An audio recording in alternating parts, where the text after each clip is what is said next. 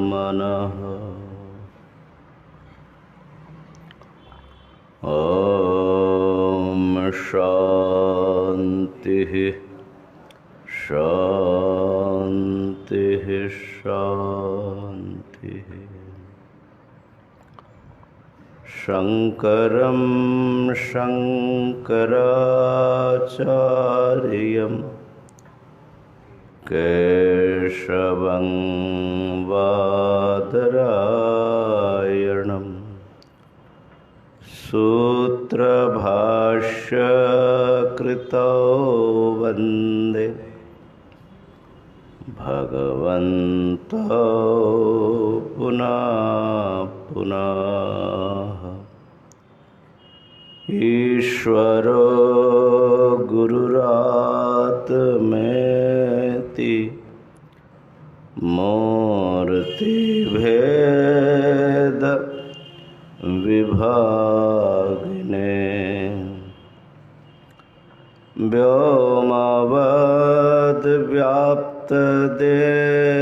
व्योमवद्व्याप्तदेहाय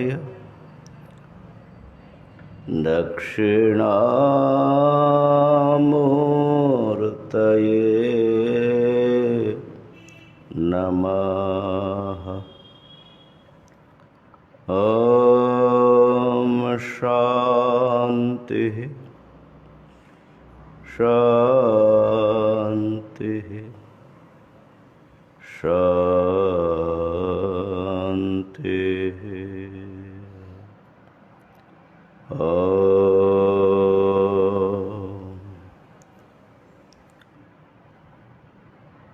हरि ओम हरि ओम हरि ओम। भगवान शंकराचार्य जी ने मुमुक्षुओं के कल्याण के लिए बड़ी सरल भाषा में वेदांत के सिद्धांत, उसकी साधना को प्रस्तुत किया और विवेक चूड़ामणि ये ग्रंथ का नामकरण किया। विवेकों में जो सर्वश्रेष्ठ हैं, चूड़ामणि जो होती है वो माथे पर धारण किया जाता है। ऐसे ही ये विवेक जो हैं हमारे मस्तिष्क में, हृदय में धारण योग्य हैं। तो हम लोग 280 तक कर चुके हैं। अभी प्रकरण चल रहा है वासना क्षय का। निधिध्यासन के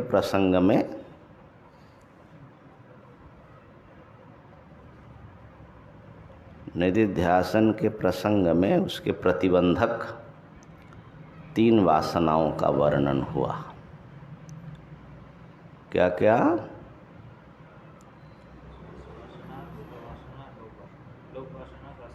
हाँ, लोक वासना, शास्त्र वासना और देह वासना। लोक वासना किसको बोलते हैं निवारण महाराज?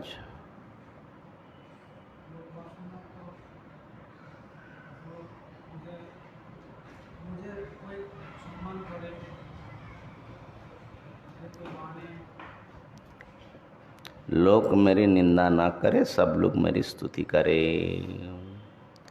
और शास्त्र वासना क्या है जयेश्वर महाराज? शास्त्रों के प्रति शास्त्र वासना ऐसे 3 रूप में अलग अलग विभाग किया गया। उसमें से जो शास्त्र का जो पैशन रहता है, शास्त्र बहुत सारा पढ़ना है, वो एक प्रकार का होता है। एक प्रकार का और होता है जो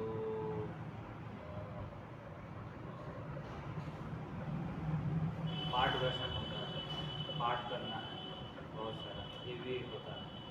और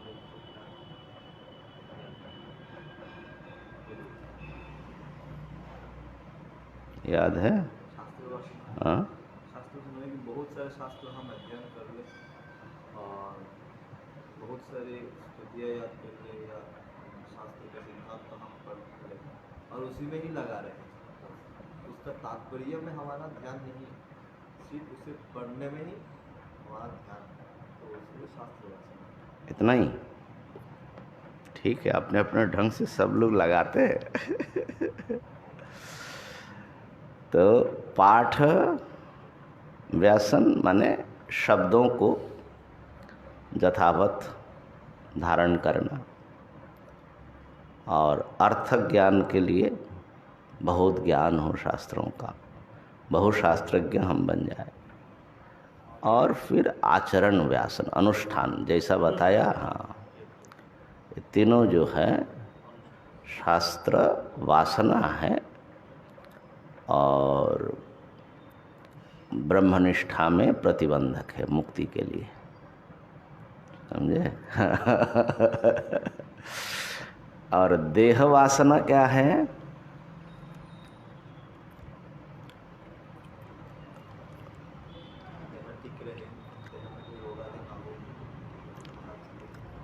देह को स्वस्थ रखना है, सुंदर रखना है, बड़ा शोभित रखना है ना।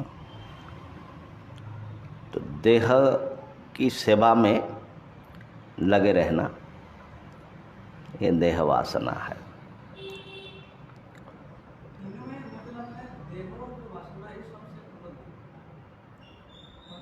हाँ, माने देह वासना तो जीवन के लिए बहुत उपयोगी मालूम पड़ता है। असल में बिना वासना के भी देह का रक्षण हो सकता है, लेकिन देह वासना तो बेसिक है। लोक वासना, देह वासना तो आप पशु सबको है, लोक वासना शास्त्र वासना तो मनुष्य में होगा, है ना। तो ये तीनों का ब्रह्मनिष्ठा के द्वारा, ये तीनों क्या करते हैं? वासना मतलब बिना सोचे समझे हम उस पर चल पड़ते हैं। तो आपने जो कुछ वेदांत के अध्ययन करके, श्रवण मनन करके जो आत्मस्वरूप का निश्चय किया, उस पर आपको टिकने नहीं देता है। अनायास ही मैं शरीर हूँ और मुझे ये करना है, माने कर्ता भोक्ता अनुसंधान पूर्वक सांसारिक कर्म में अनायास ही लगा देता है, तो आत्मनिष्ठा से वो भटका देता है। तो इसलिए वासनाओं का क्षय आवश्यक है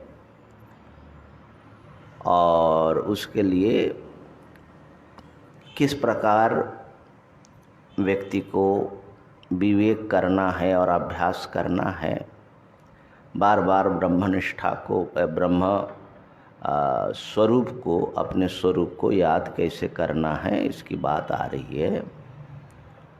तो इसमें प्रारब्ध की भी चर्चा आई कि प्रारब्ध भी कोई चीज़ होती है। प्रारब्धम पुष्यति वपुः, शरीर का पोषण प्रारब्ध करता है। ऐसा निश्चय करके साधक धैर्य आलंबन करे और अपने अध्यास को काटने में लग जाए। अब उसके आगे का देख लीजिए 281। नाहं जीवः परं ब्रह्म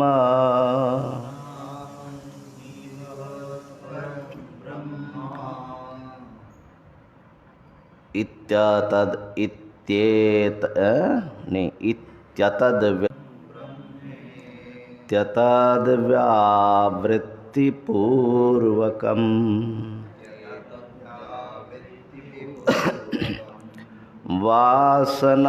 वासनावेगतः प्राप्त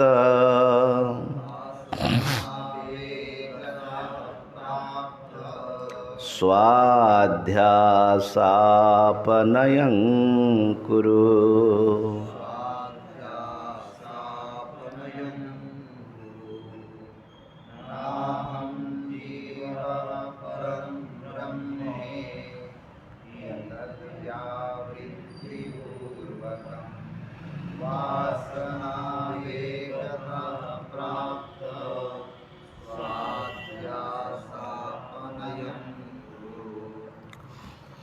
अहम जीवः न, मैं जीव माने कर्ता भोक्ता कोई प्राणी ऐसा नहीं हूँ। तो कौन है आप? परं ब्रह्म, मैं परं ब्रह्म हूँ, निरुपाधिक ब्रह्म स्वरूप हूँ।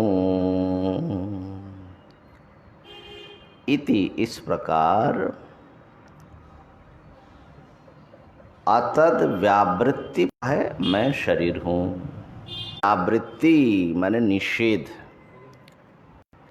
करते हुए, इसका निषेध करते हुए वासना वेगतः प्राप्त स्वाध्यास, वासना वेगतः, वासना जो हमारे भीतर सहज रूप से विद्यमान है, जन्मांतरीन संस्कार, उसके वेग से, वासना में एक वेग होता है, उसमें एक ताकत होती है, बिना सोचे समझे आपको वो संचालित कर देता है, उधर लगा देता है। उस वेग के कारण प्राप्त स्वाध्यास, प्राप्त हुआ जो अपना भ्रम है, अपने विषय में, अपने स्वरूप में जो भ्रम है, अध्यास, उसका अपनयम कुरु, उसका आप त्याग करो, अपनयन करो। तो क्या हो गया? पूरा मैं जीव नहीं हूँ, पर ब्रह्म हूँ। इस प्रकार समस्त अनात्म वस्तु को अस्वीकार करके वासना वेग से प्राप्त जो आत्मभ्रांति है, अनात्मा में आत्मभ्रांति है, उसका अपनयन करो, उसका त्याग करो।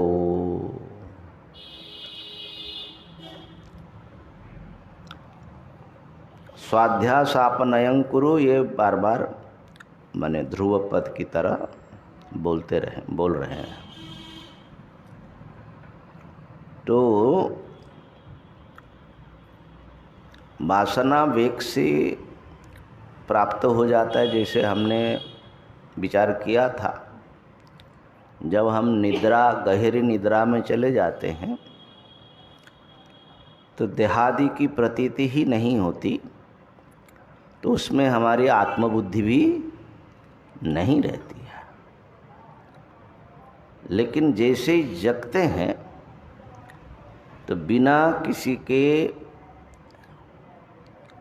उपदेश, बिना स्वयं के प्रयत्न, ये शरीर मैं हूँ, ये झट से हमारी बुद्धि पकड़ लेती है। तो ये कैसे पकड़ती है? क्यों पकड़ती है? क्योंकि मैं शरीर हूँ, इस प्रकार की वासना माने भावना जन्य जो दृढ़ आग्रह है हमारे भीतर, वो प्रबल हैं। तो वासना वेग से अध्यास की प्राप्ति होती है। उस प्राप्त अध्यास को काटते रहना चाहिए, यही साधना है। यहाँ पर ये निधिध्यासन के स्तर में जो पहुँचा है, वो साधक जो है ब्रह्म साक्षात्कार के बीच में उसको क्या माने प्रतिबंधक, कौन से रास्ता अतिक्रमण करना है। श्रवण मनन किया, अच्छी तरह तत्व का निश्चय हुआ, अब आपको साक्षात्कार तक पहुंचने के लिए जो करना है वो बता रहे हैं। ये अध्यास को काटते रहो, अपने भ्रम को काटते रहो। तो इससे आपको आत्मवासना माने शुद्ध वासना प्रबल होती जाएगी, और ये जो वासनाएं हैं अनात्म वासना, ये इसकी ताकत कमज़ोर पड़ती जाएगी। तो ये है हमारी साधना। तो यहाँ पर एक चीज़ ध्यान देना है, बार बार बोल रहे हैं स्वाध्यासापनयम कुरु। अध्यास माने भ्रम, स्वाध्यास माने स्वस्मिन अध्यास, अपने शुद्ध वास्तविक आत्मस्वरूप सप्रकाश परब्रह्म रूप मेरे में उससे भिन्न कुछ का अभिमान करना, सत्य मानना कि ये मैं हूँ, वो दूसरा है, ये सत्य है आदि।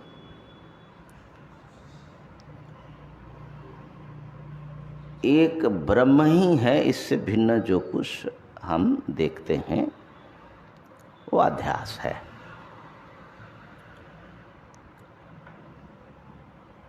तो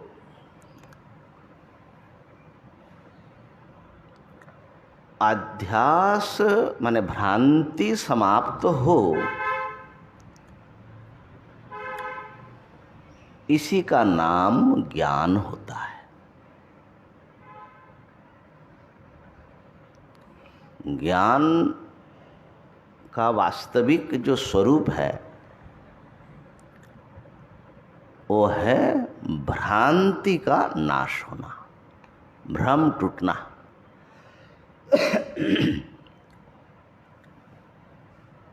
आपने बहुत कुछ अध्ययन किया, लेकिन भ्रम भी बना हुआ है, तो ज्ञान हुआ मानना जाए? ज्ञान और भ्रांति, प्रकाश और अंधकार एक साथ रह सकता है? एक ही विषय में यथार्थ निश्चय और भ्रांति दोनों हो सकता है कि सामने वाला वस्तु सांप है और ये रस्सी है, दोनों निश्चय एक साथ, दोनों सत्य रूप में रहे, ऐसा होगा? तब तो फिर ज्ञान का कोई मतलब ही नहीं रहता है। ज्ञान अज्ञान को दूर करता है और अज्ञान को दूर करता हुआ अज्ञानजन्य मिथ्या ज्ञान को भी दूर कर देता है। तो जब तक मिथ्या ज्ञान है तब तक व्यक्ति को आश्वस्त नहीं होना चाहिए कि मुझे ज्ञान हुआ।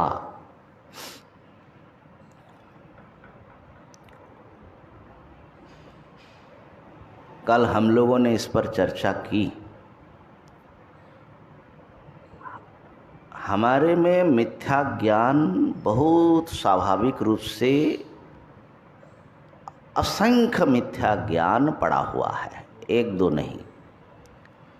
असल में जन्म ही होता है मिथ्या ज्ञान के कारण। नैसर्गिकोयम लोक व्यवहार अहमिदम मम इदम।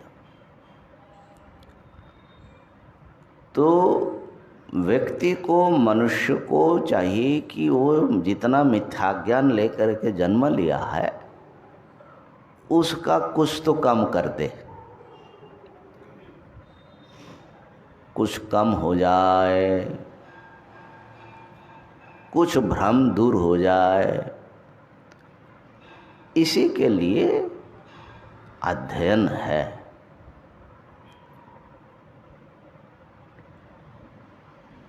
तो होता क्या है, इसमें ज्ञान के जो स्तर है उसमें बहुत भेद रहता है। ऐसा हो सकता है कि आपने वेदांत अच्छी तरह पढ़ लिया और मिथ्या ज्ञान भी आपके साथ में जी रहा है, ऐसा हो सकता है बिहारी जी?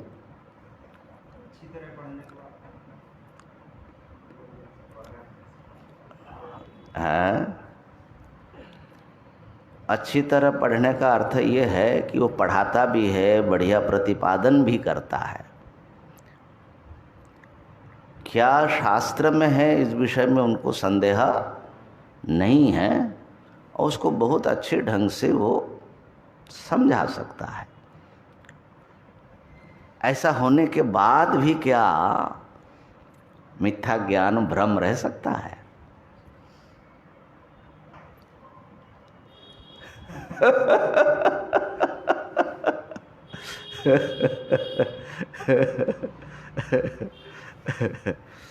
तो अब निवारण महाराज कह रहे हैं कि भाई गुरु और शिष्य में जो फर्क है ना, तो वो फर्क तो है। हमको अभी इतने 40 साल पढ़ने के बाद लगता है कि ऐसा संभव है, मिथ्या ज्ञान और ज्ञान तथाकथित ज्ञान दोनों साथ में रहता है। तो इस विषय पर थोड़ा सा गंभीरता से ध्यान दीजिए कि माने नहीं तो ज्ञान का स्वरूप ही हमको कुछ अलग ही समझ में आएगा। तो जो उदाहरण हमने कल माने गत कक्षा में जो हम लोगों ने चर्चा की, ये पूर्व श्लोक का ही ले लो तो ज़्यादा आसानी से समझ में आएगा। पूर्व श्लोक में कहा कि प्रारब्धम पुष्यति वपुः इति निश्चित्य। साधक के लिए शरीर की रक्षा कैसे होगी, जीवन यात्रा कैसे चलेगी, जो वैराग्यवान साधक भी हैं और यही आध्यात्मिक साधना में ही अपने जीवन को समर्पित करना चाहता है, उसके लिए भी ये प्रश्न रहता है कि आखिर देह यात्रा माने एक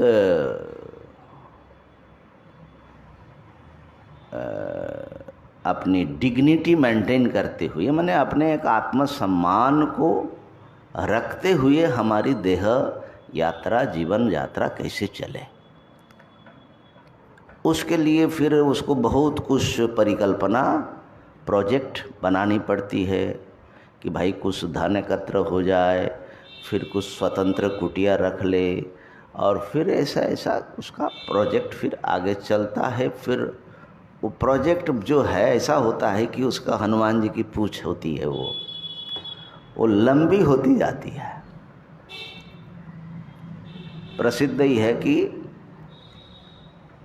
लंगोट के वास्ते बोलते हैं ना कथा, कॉफिन के वास्ते सुने हैं।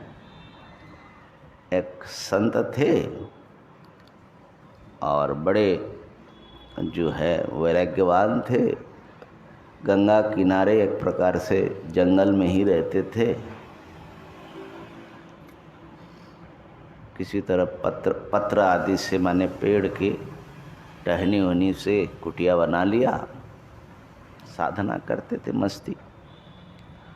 कपड़ा उपड़ा भी नहीं रखते थे। सीताराम जी थे माने 2 लंगोट रखते थे।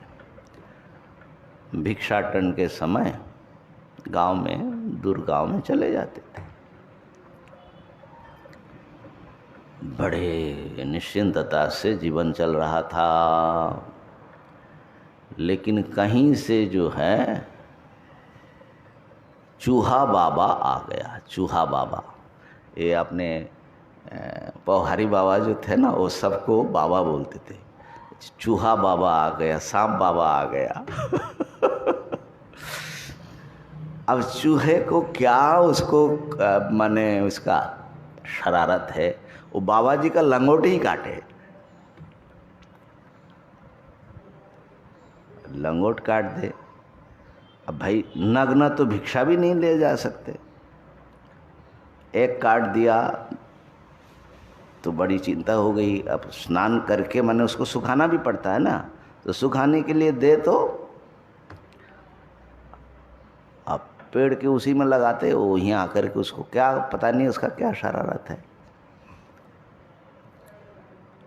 तो अब भिक्षा के साथ बोले एक टुकड़ा कपड़ा भी दे दो, लंगोट बनाना है। एक दिन बोला, 2 दिन बोला, बार बार लंगोट ही बाबा का खराब होता है, ये भी तो बड़े बने मुसीबत है। हंसी हो जाएगी, बड़ी मुश्किल है। तो किसी कोई भक्त थे, कहा कि महाराज क्या बात हुई? अरे भाई क्या बताइए, चूहा आ जाता है और काट रहे। बोले अच्छा ये तो बहुत आसान है। बोले क्या? बोले मेरी बिल्ली ब्याई है, उसके कई बच्चे हैं, एक छोटा बच्चा लेकर के चले जाओ। उसके गंध सुनते ही चूहा आसपास नहीं आएगा। अच्छा ना। बोले क्या खिलाएंगे? अरे खाने का तो वही जो आप खाते हो कुछ दे देना। बच्चा ले आया, चूहे की समस्या तो मिट गई उससे, लेकिन अब बिल्ली है, छोटी बच्ची है, उसको थोड़ा दूध चाहिए। दूसरे दिन गया, कहा कि भाई देखो बिल्ली तो दिया, लेकिन अब थोड़ा दूध तो उस बच्चे के लिए चाहिए, हम तो दूध की हमको ज़रूरत नहीं है। तो एक दिन मांगे, 2 दिन मांगे। एक भक्त ने कहा महाराज सबसे ज़्यादा अच्छा है हम एक गाय ही आपको दे देते बछड़े के साथ में, वहाँ जंगल में उसको रख देना, आपको कुछ नहीं करना है, आपको भी दूध मिलता जाएगा। दूध तो साधक के लिए अच्छा होता है, देह के लिए। अब बिल्ली भी पी लेगी, मस्त रहेगा, आपको मांगने उंगने का झंझट छोड़ना। कहा कि हाँ ये तो ठीक है। अब गाय और बछड़े आ गए, लेकिन अब गाय जो है, बछड़ा है, उसको जो है कुछ तो सेवा तो चाहिए ही होती है। अब क्या करें? तो बहुत सोचा विचारा, भक्तों से सलाह किया, कहा कि महाराज एक सेवक रख लेते हैं। सेवक जो है उनकी सपरिवार उधर ही आ गए। बोले हम सेवा करेंगे, आपको कोई चिंता नहीं है। अब गाय बछड़े दे रही है, उसका दूध है, ये है वो है। सेवक और उनकी धर्मपत्नी धीरे धीरे धीरे धीरे बाबा जी पूरा शहर बसा लिया। मैंने सेवक आया, अब भक्त मिलने आ रहे हैं, उनके लिए कुटिया बनती गई है ना।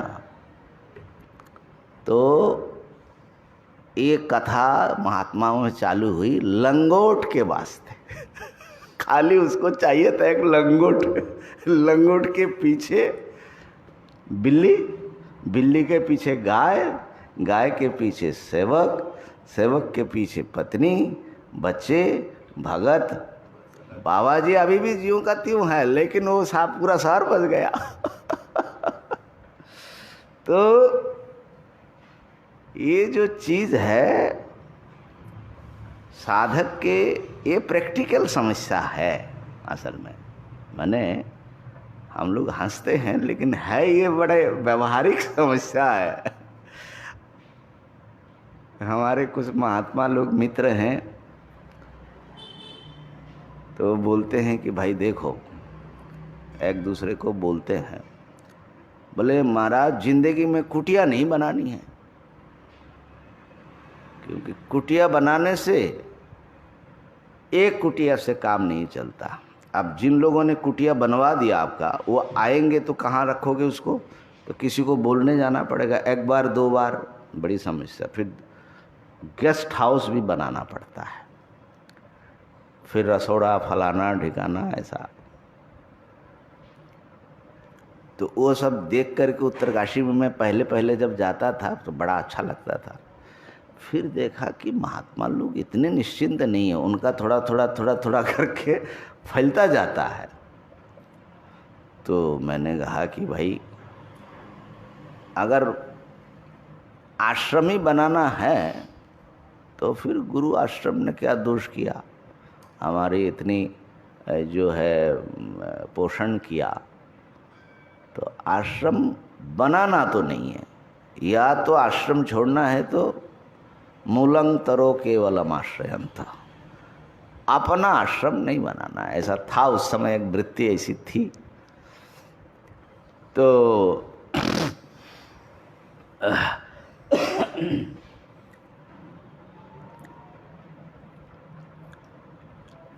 महात्मा लोग सुनाते हैं कि अरे भाई जीवन के लिए कुटिया नहीं बनाओगे तो कम से कम मरण कुटीर बना लो। बोले वो क्या है मरण कुटीर? बोले मरोगे तो सही कहीं ना कहीं। बोले हम मरेंगे।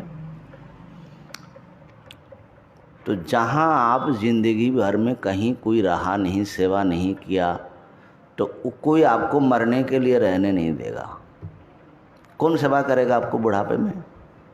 कोई भी आश्रम वाला आपकी सेवा नहीं करेगा। माने इन जनरल बात है, कोई करता है वो बात दूसरी है, लेकिन कोई संबंध हो तब ना। तो आखिर मरोगे कहाँ? रास्ते में तो मर नहीं सकते हो। माने मर गए तो मर गए, वो बात नहीं, लेकिन ये जो मरने से पहले का जो खिंचातान होता है वो कहाँ होगा?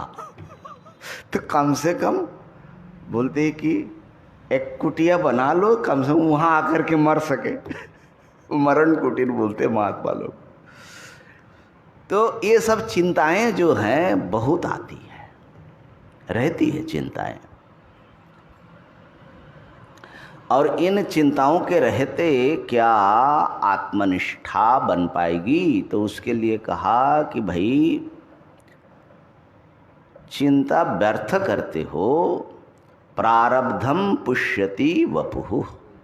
प्रारब्ध तुम्हारे शरीर का मालिक है, वो देह की रक्षा करेगा, पोषण करेगा। जब नहीं करेगा तो समझना कि वो खत्म होने का समय हो गया।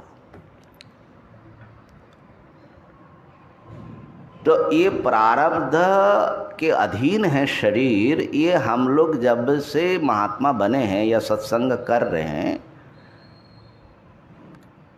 कर्म के अधीन जीवन और मृत्यु है। ये हम लोग तब से जानते हैं कि नहीं? बल्कि शास्त्र पढ़ने से पहले से ही हम ये सब सुनते आ रहे बचपन से। ठीक है, तो यहाँ कोई नया ज्ञान दिया क्या? प्रारब्धम पुष्यति वपुः। ज्ञान कोई नया आपको सुनाई पड़ रहा है कि प्रारब्ध इस शरीर की रक्षा करेगा? और नया भी मान लो तो ये पढ़ने के बाद ज्ञान हुआ कि नहीं?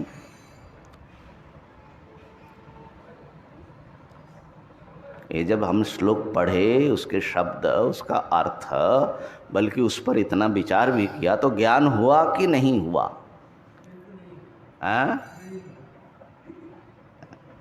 क्यों नहीं हुआ कहते हैं?